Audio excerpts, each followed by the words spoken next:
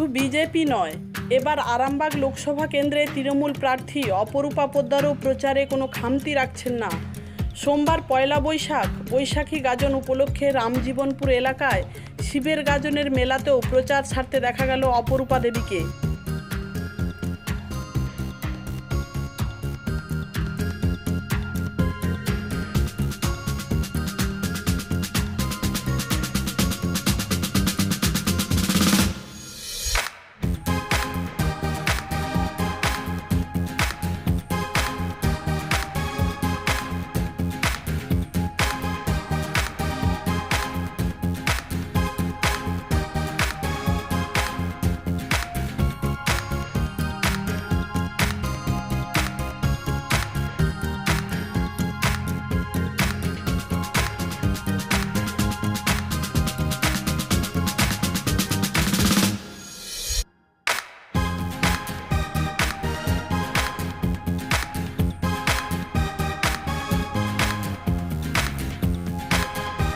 ঘাটাল মহকুমার সমস্ত খবর সঙ্গে সঙ্গে পেতে আমাদের এই চ্যানেলটিকে সাবস্ক্রাইব করুন।